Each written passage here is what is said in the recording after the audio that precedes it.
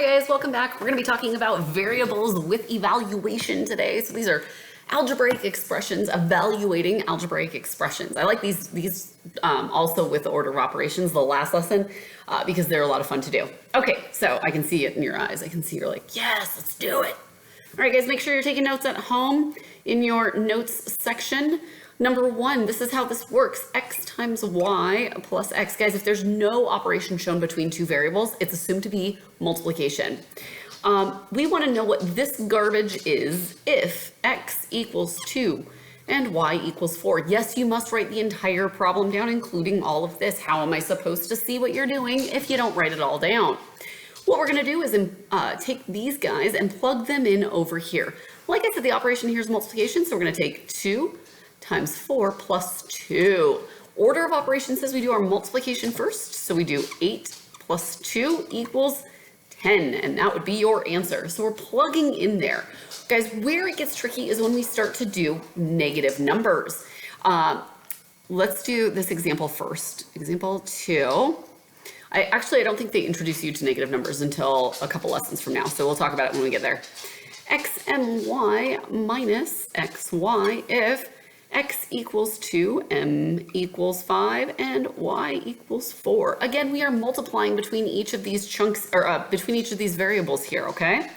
So we get x times 3 is, or m is 5, times y, which is 4, minus x right here, which is 2, times 4. So we just substitute in whatever the letter is, we substitute in the number. We've got two chunks here. We have this chunk here and this one here, right? Because chunks are broken up by addition and subtraction. So we're going to do the math here. 5 times 4 is 20, times 2, doubling it, is just 40. Minus 2 times 4, which is 8, gives us 32. 32. Good. Now, sometimes these will be a little bit trickier, like this guy. Example number 3.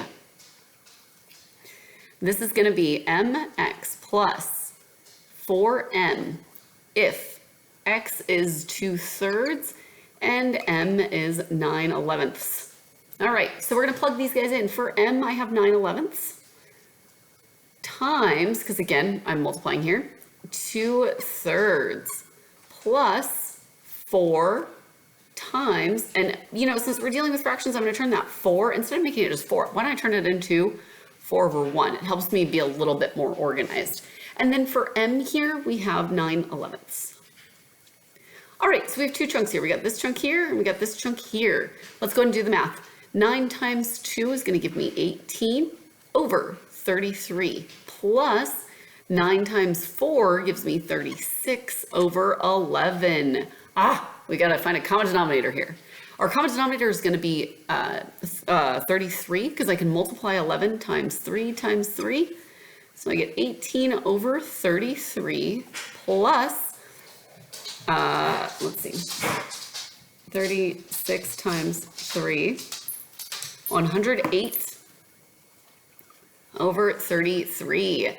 So our denominator is going to remain 33 when we do the addition there, and then we have 108 plus 18 gives me 126. So 6 plus 2 is 8, plus 1 more is 9. 3 goes into 9, so 3 is going to go into this number. 3 plus 3 is 6. 3 goes into 6, so 3 is going to go into this number too. So let's divide the top and bottom by 3. What we end up with then is upstairs we get 42, and downstairs we get 11. So that's the improper fraction. For now, you should probably turn these into mixed numbers. So we have 42 and 11 here. 11 goes into 42 3 times with a remainder of, that'll be 3 and that'll be 12. So that's going to give us what, 9? Yep, with a remainder of 9 over 11.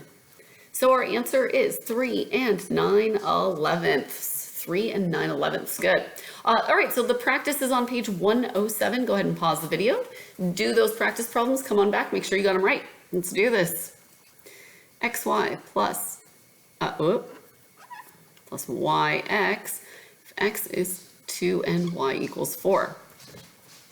Okay, remember there's multiplication between these, multiplying here. So we get 2 times y, which is 4 plus 4 times 2. We're going to do our multiplication first. 8 plus 8, which gives us 16. Excellent. Let's try b.